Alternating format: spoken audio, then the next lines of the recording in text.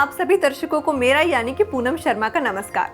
दोस्तों, हम जब भी किसी ब्यूटी क्वीन की बात करते हैं तो नजर के सामने एक खूबसूरत सी लड़की का चेहरा आ जाता है जिसने अभी अभी अपना 18वां या फिर 19वां सावन पार किया है। पर अगर मैं आपसे कहूं कि ब्यूटी क्वीन बनने का ये कारनामा एक ऐसी महिला ने अंजाम दिया है जो उम्र के इस पड़ाव को बहुत पहले ही पीछे छोड़ चुकी हैं, तो जी हाँ, इतना ही नहीं, वो शादीशुदा हैं, एक अच्छी पत्नी हैं, अच्छी बहू हैं और एक अच्छी बिजनेस वुमेन भी हैं।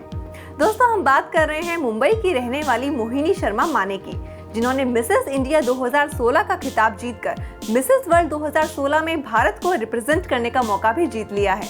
तो आइए मिलते हैं मोहिनी शर्मा माने से।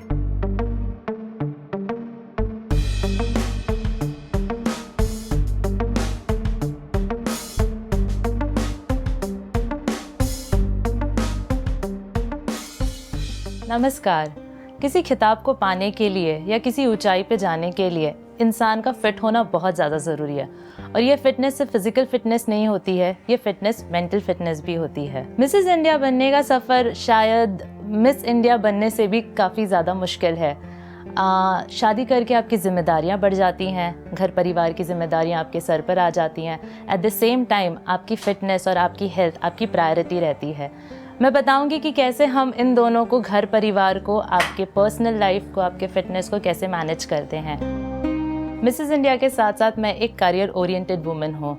हमेशा से मैंने अपने बिज़नेस में काफ़ी ध्यान दिया है और मैं एक बिज़नेस वुमन खुद को कहना चाहूँगी। स्कूल का बिज़नेस है मेरी 2 स्कूल्स है और अगर हम स्कूल की बात करें तो आपको 8 बजे राइट टाइम पे स्कूल पे पहुंचना पड़ता है, जो कि मेरी आदत बन गई है। मेरा दिन शुरू होता है कुछ 5-5:30 बजे। 5:30 बजे उठती हूँ, 1 घंटे का वर्कआउट करती हूँ, 7 o'clock तक फ्रेश हो जाती हूँ और 8 o'clock में स्कूल टच हो जाती हूँ।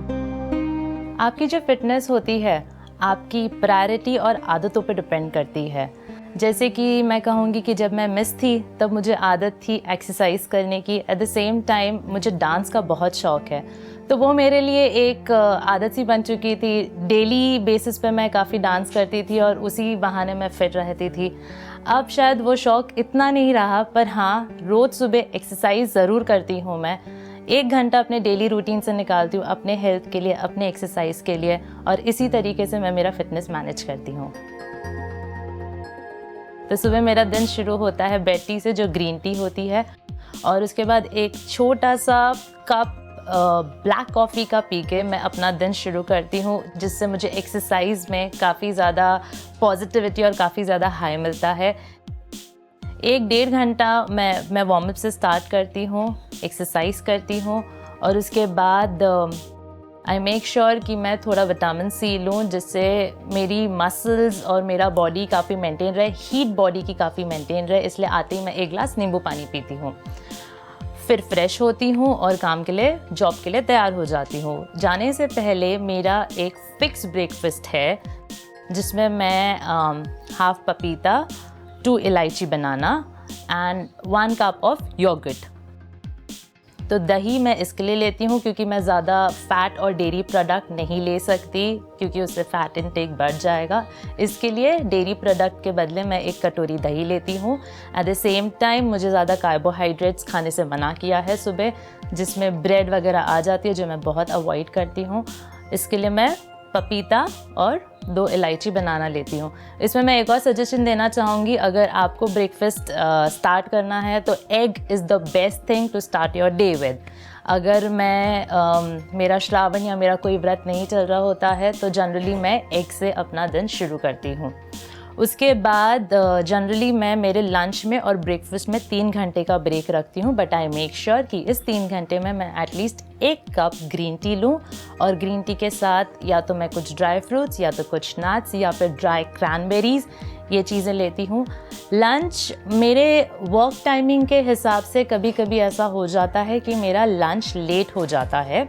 इसके लिए आई मेक श्योर कि मैं नट्स वगैरह खाती रहूँ, बिकॉज़ कहा जाता है कि खाने 2 मील के बीच में या फिर ब्रेकफास्ट या लंच के बीच में 3 घंटे से ज़्यादा ब्रेक नहीं होना चाहिए, जो कि मैं अवॉइड करती हूँ।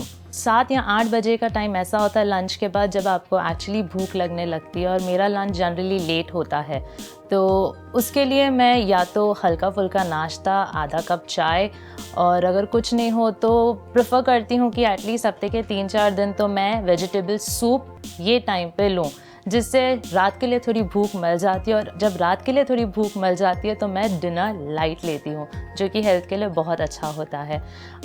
7 दिन में से मैं प्रेफर करती हूँ कि 3-4 दिन प्रॉपर डिनर लूँ, और rest of the days I prefer having fruits और योगर्ट्स, जिससे डाइट थोड़ी मेंटेन रहती है, बैलेंस रहती है। एंड 9 बजे डिनर प्रेफर करती हूँ, और कोशिश करती हूँ कि 10:30 से 11 के बीच में मैं बेड पे चली जाऊँ, मैं सो जाऊँ। पूरी कोशिश ये रहती है कि कोई इलेक्ट्रॉनिक गैजेट आसपास ना हो, कोई इलेक्ट्रॉनिक गैजेट यूज़ ना हो। कभी कभी हम नाकाम हो जाते हैं, we end up having a mobile in your hand before you sleep, but उसके लिए मैं खुद को बहुत कंट्रोल करती हूँ, और आपको भी मना करूँगी, सोने से पहले अपने हाथ में कभी मोबाइल ना रखें, क्योंकि अक्सर वो आपकी नींद डिले कर देता है। ये साइंटिफिकली प्रूवन फैक्ट है, मैं फॉलो करने की पूरी कोशिश करती हूँ, इसके लिए मैं आपको भी यही कहती हूँ।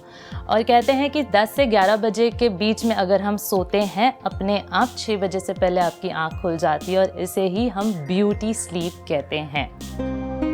फिटनेस पे ध्यान देने के लिए सिर्फ एक्सरसाइज ज़रूरी नहीं होती है। मेरी पर्सनल डाइटिशियन है जिसने मेरे को बहुत ही लंबी डाइट की लिस्ट दे रखी है, और इसमें मुझे मेरी फैमिली बहुत हेल्प करती है, क्योंकि एक टाइम पे खाना, एक टाइम पे सोना, पर्टिकुलर कार्बोहाइड्रेट्स, प्रोटीन्स, विटामिन्स एक प्रॉपर प्रोपोर्शनल अमाउंट में मुझे लेना रहता है, जिसमें मेरी मदर इन लॉ का काफ़ी हेल्प होता है। वो अपने से ज़्यादा मैं कहूँगी मुझ पे ध्यान देती है, ताकि मैं कितना क्या खाऊँ, मुझसे ज़्यादा उनका ध्यान रहता है उस पर। तो इस तरीके से मैं कहूँगी। एट द सेम टाइम काफ़ी मेरे हस्बैंड को बाहर खाने का बहुत शौक़ है, but he will make sure कि हम घर पे प्रॉपर डाइट फूड ही खाएं। एज अ फीमेल ज़्यादातर वर्कआउट मैं मेरे एब्स पे, मैं मेरे थाइस पे और मैं मेरे हिप्स पे करती हूँ, बट मेरे ट्रेनर के हिसाब से मैं एक दिन कार्डियो करती हूँ और एक दिन वेट्स करती हूँ, क्योंकि अब जब मैं पैजेंट के लिए जा रही हूँ, फिटनेस के साथ साथ मुझे मेरी बॉडी टोनिंग पे भी ध्यान देना है। जैसे कि हमारा बिकनी राउंड होता है, हमारा फिटनेस राउंड होता है, जहाँ पर आपके बॉडी के हर शेप पे ध्यान दिया जाता है। इस वजह से हम वेट्स करते हैं। वेट्स की ज़्यादातर फीमेल्स को ज़रूरत नहीं होती है, क्योंकि cardio I think is more than enough, जिससे आपका स्टेमिना बिल्डअप होता है, एट द सेम टाइम आपकी हेल्थ और फिटनेस मेंटेन रहती है। एक्सरसाइज के साथ साथ मैं काफ़ी ध्यान अपना योगा में भी देती हूँ। स्पेशली मैं ब्रीदिंग एक्सरसाइज पे ज़्यादा ध्यान देती हूँ। योगा में आपका फिज़िकल मेंटेनेंस से ज़्यादा मुझे लगता है कि अगर आप कंटिन्यूसली अपनी ब्रीदिंग एक्सरसाइज पे ध्यान दें तो आप मेंटली भी मेंटेन रहते हो। जैसे स्ट्रेस लेवल ज़्यादा आपको आएगा नहीं अगर आप रेगुलरली ब्रीदिंग एक्सरसाइज कर रहे हो। डिप्रेशन की तो दूर दूर तक कोई बात नहीं रहेगी। तो यही एक रीज़न है जिस वजह से मैं थोड़ा बहुत योगा भी फॉलो करती हूँ। ऐसे कई दिन होते हैं जब मैं मेरे एक्सरसाइज के लिए या फिर योगा के लिए टाइम नहीं निकाल पाती हूँ, और ऐसे टाइम में मैं प्रेफर करती हूँ कि एटलीस्ट आधा घंटा या 40 मिनट्स के लिए वॉकिंग या जॉगिंग कर सकूँ। ये मुझे मेंटली भी फ्रेश रखता है और एक गिल्ट फीलिंग भी नहीं देता है जिस दिन मैं एक्सरसाइज मिस करती हूँ। और मैंने हमेशा नोटिस किया है कि फ्रेश एयर में वॉकिंग या जॉगिंग करने से, at the same time fresh air में योगा और एक्सरसाइज करने से आपके स्किन पे एक अलग ही ग्लो आती है, क्योंकि वहाँ पे जो ऑक्सीजन रहता है वो कहीं ना कहीं आपको एक इफ़ेक्ट देता है, पॉजिटिव इफ़ेक्ट देता है। स्किन के लिए मैं ऑनेस्टली बताऊं तो जितना मुझे एक्सरसाइज से मेरी स्किन पे जितना ज़्यादा ग्लो आता है उतना किसी चीज़ से मेरी स्किन पे ग्लो नहीं आता है।